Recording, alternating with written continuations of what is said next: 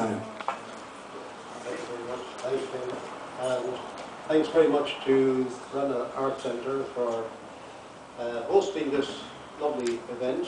And I want to welcome Milena Ivanova she's the Deputy Head of the Bulgarian Embassy in Dublin. So thank you very much.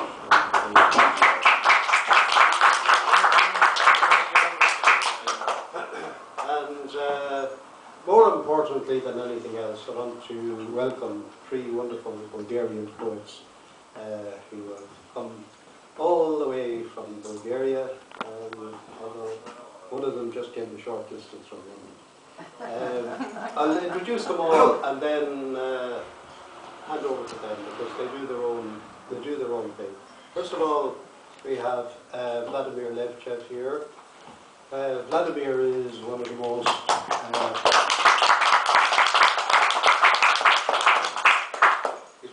distinguished, best-known, best-respected poets in Bulgaria. Everybody reads his poetry over there, so I hope after this visit lots of people will be reading his poetry in Ireland as well.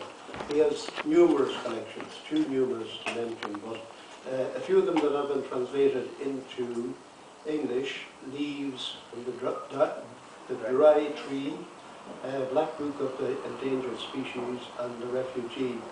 These have been published in the United States in English, so they are available, so do look them up. He has two novels as well, published in Bulgaria and in Bulgarian, and also many literary works, academic works. As a young man in Bulgaria, he had problems back in the 80s. You might remember that 89 was a watershed year in the history of Eastern Europe, when all the socialist countries had the upheaval and the old regimes changed and new regimes came in. Well, before the fall of the communist regime in Bulgaria, Vladimir was a young man and had radical ideas that were quite averse to the authorities, and he started a magazine called Glass, which he ran for a year. It's an independent magazine, but of course he fell foul of the authorities, and the magazine was banned, and he was being threatened. He was being fined and threatened with being sent to the salt mines. But 89 came, the regime collapsed, and fortunately Vladimir survived. Otherwise we wouldn't have his poetry or Vladimir either. So he is currently teaching in the American University in Bulgaria, but he spent many years in Washington, D.C., teaching in the George Washington University there. But he's back in his home place and writing in Bulgarian and being translated into all kinds of languages. So that's Vladimir. Give Vladimir a applause.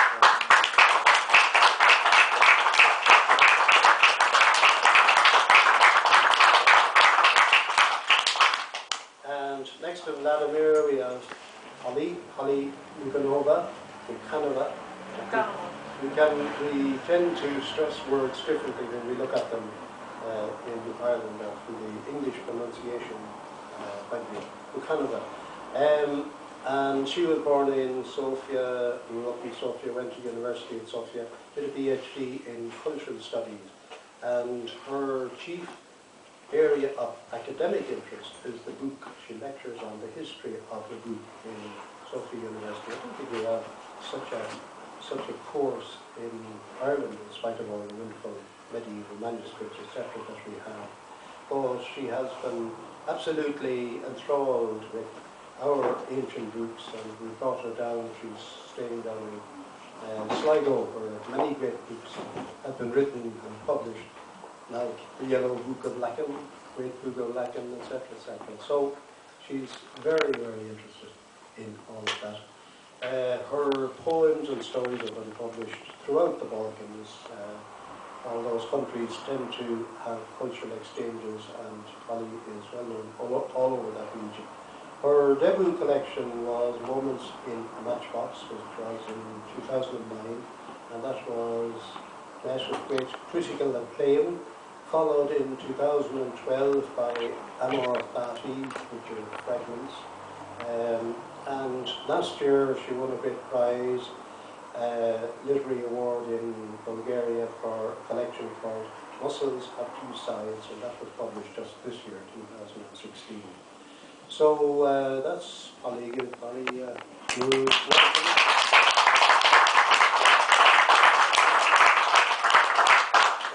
And finally, Boyan Levchev. Boyan is an actor. He's a musician, he's a poet, he's Bulgarian, but lives in London and spent, I suppose, a lot of his life outside Bulgaria, but still, he's Bulgarian at the core. He is studying, working, and pursuing his career in London. And it's a hugely interesting career because he's experimenting with rap, with electronic music, with multimedia presentation of work. If you go to the internet, if you Google his name, Boyan Levchev, or go to YouTube, you'll find some of his videos there. And his videos are wonderful. They're full of beautiful images, movement, dance, song, music, electronic music, and of course poetry. And the poetry tends to be in the style of rap, so it's really, really interesting what he's doing. Obviously, a young man, and he's at the cutting edge of contemporary poetry and culture in London, and I do think he will go a long way. So give Boyan.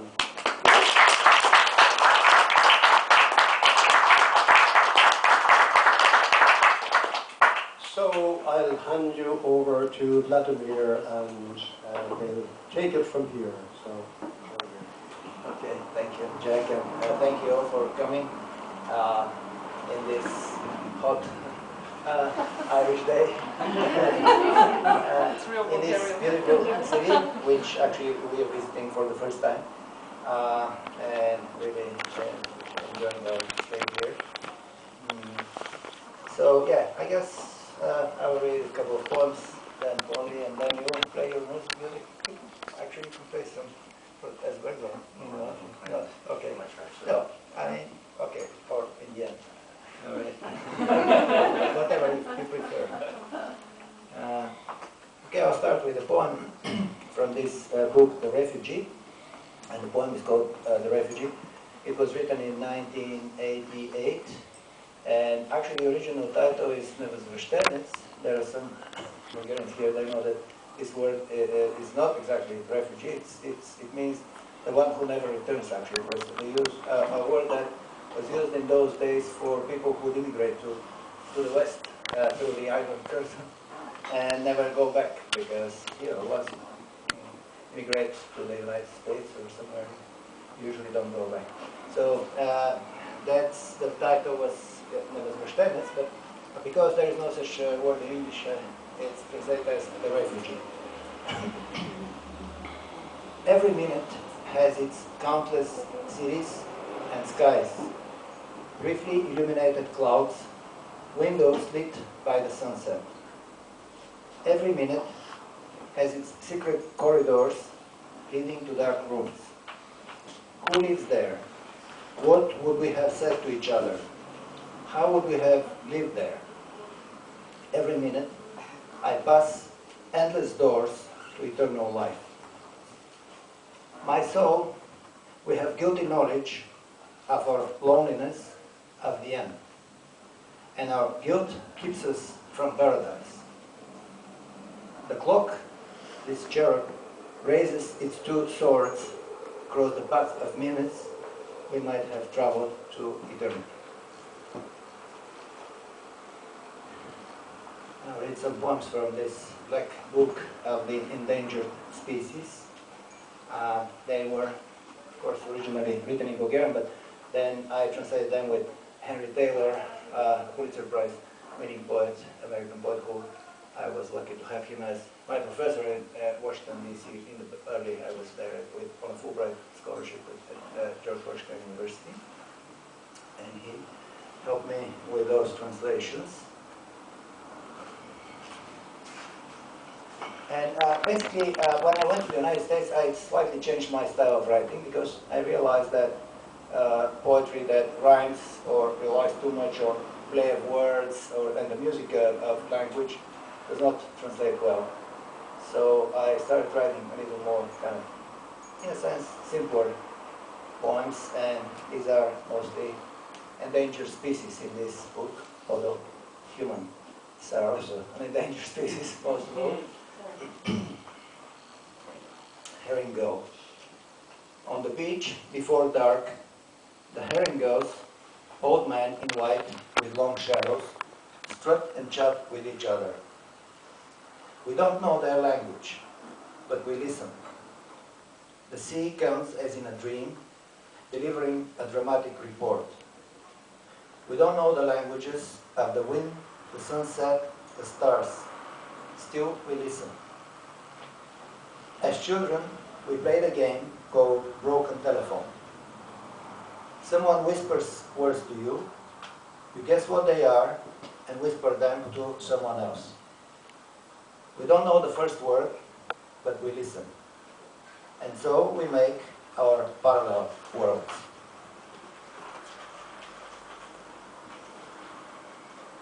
Pigeon. Oh, with this poem, let me tell you something. Because in Bulgarian, the word for,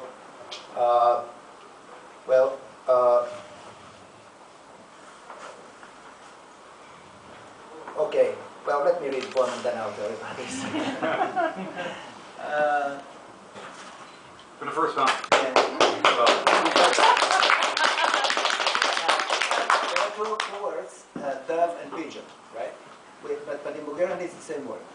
So when I wrote the translated this poem, I realized that it doesn't make much sense because I'll tell you why.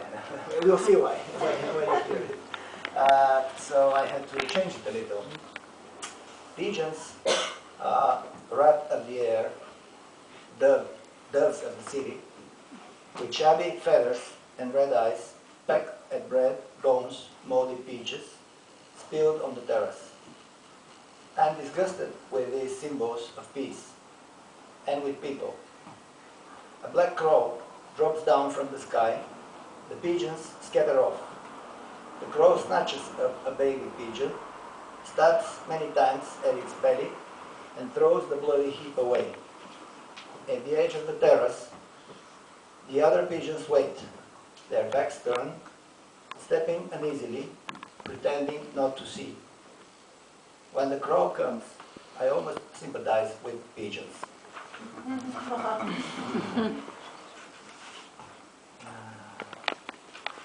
see. Brilliant.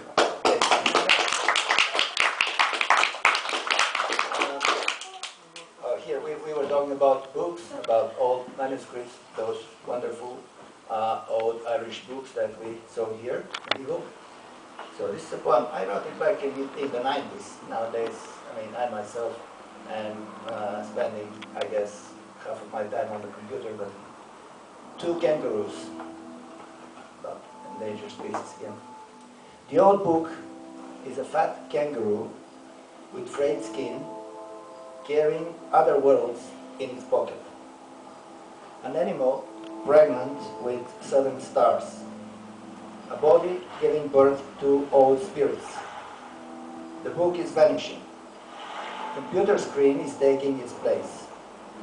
The screen has no smell, no history, no traces of hands and lips on its body. No body at all. What the screen is carrying in its pocket are numbers, tiny skeletons of the world.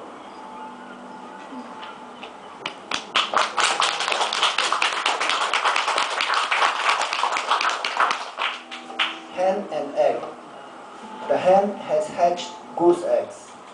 She leaves her chicks down by the river.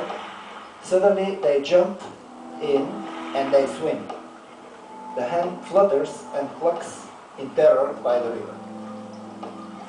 At night, you walk on water, or sing in a bog, or jump from the 15th floor, sweating, terrified by your own self. What you are in your dream is not yours. It jumps in the river and swims away, talking in an unknown language.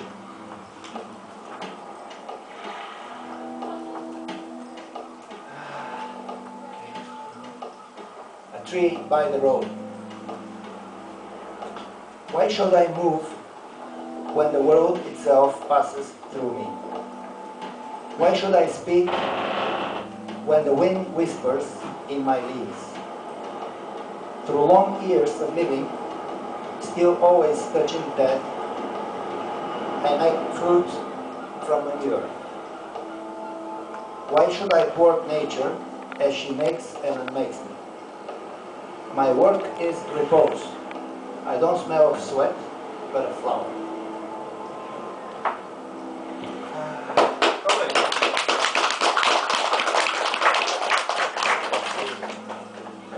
Here is another animal, a little more recent.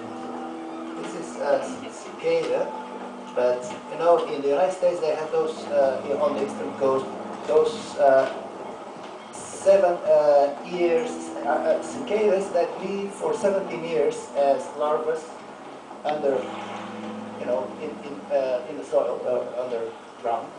And then they appear just for 1 month and live as insects. And you know, they have this song that's like a cricket song, but much louder. Just for 1 month in the summer, once in 17 years. Cicada. My name is Lazarus. I came from the grave. 17 years I waited, perched on a damp root, on the opposite side of life. The sky there is dark and firm. My name is Lazarus. I came from the grave. I woke up one morning in paradise, together with millions of awakened kindred souls. We flew up in a green tree in another time, a fleet of old-fashioned brown motorcycles with 2 red headlights. Our song is the song of time. It says good morning and it says goodbye with a high-pitched note. A growing song under the sun. My name is Lazarus. I came from the grave. 17 years of life in death, 17 years in a sky of stone. 17 years of silence don't exist anymore. What is time? I will die in a month in paradise. But what is time? What is time? My name is Lazarus. I came from the grave. I came to tell you good morning and goodbye.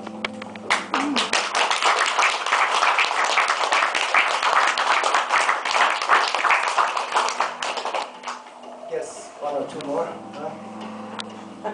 Okay. Well, maybe I will read one in Bulgarian too, just to give you. Also, there are some Bulgarians here.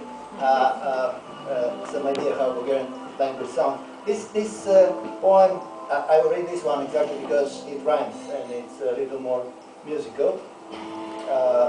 Maybe first in English and then in Bulgarian. I guess that's better because otherwise you won't know what I'm reading. Some of you. I wrote it in Scotland again, like 25 years ago.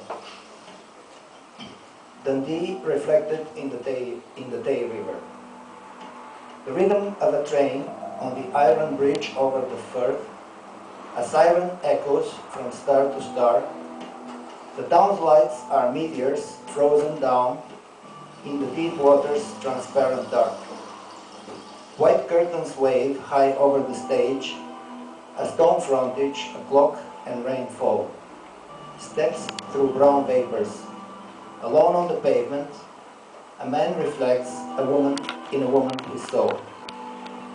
A man reflects a woman in his soul. Steps through brown vapors, sound on the pavement. A stone frontage, a clock and rainfall. White curtains wave high over the stage. In the deep waters, transparent dark, the town's lights are meteors frozen down.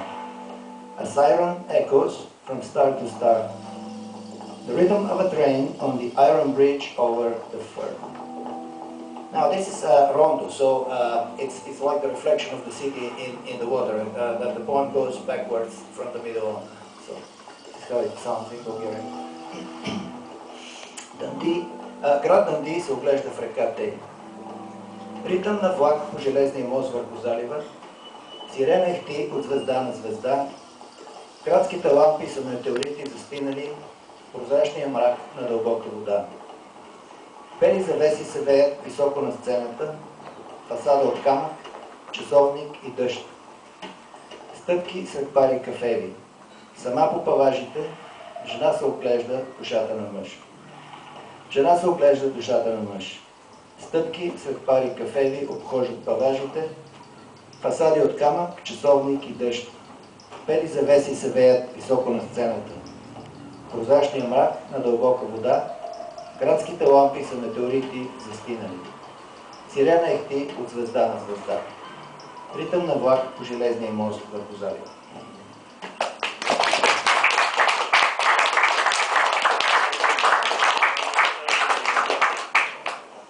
Yes, maybe another bridge which is quite different, but this was the Balkan Bridge. You know, Ivo Andrić, this Serbian writer who got the Nobel Prize back in the 1950s for his novel The Bridge on the Drina. And Ismail Kadare, the famous Albanian writer, also has a novel called The Three-Arched Bridge. And in both novels, the bridge kind of symbolizes the Balkans as a bridge between East and West. Although the real bridge just probably are only in Istanbul, between Asia and Europe, as you know, on the Bosphorus. But the Balkans, especially the Eastern and Southeastern Balkans, for 5 centuries were part of the Ottoman Empire, although they're mostly Christian countries. Of course, Greece including, but it was liberated a little earlier. Can you hold this for a moment, because I'm not sure where the poem was. Let me find it. I think it's in the other book.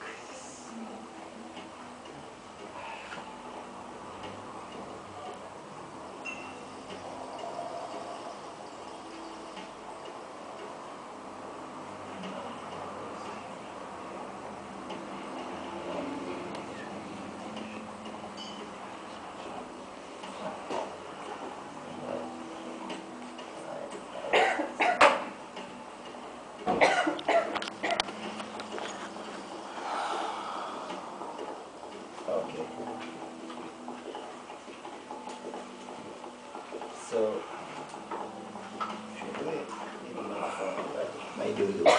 the Balkan Bridge for Ismail Kadare. For millennia we have quarreled, for millennia we have built and demolished the Balkan Bridge. Over the Drina, over the Danube, over the Ujana, Ikeki in Albania. For millennia we have asked ourselves, where is the Golden City?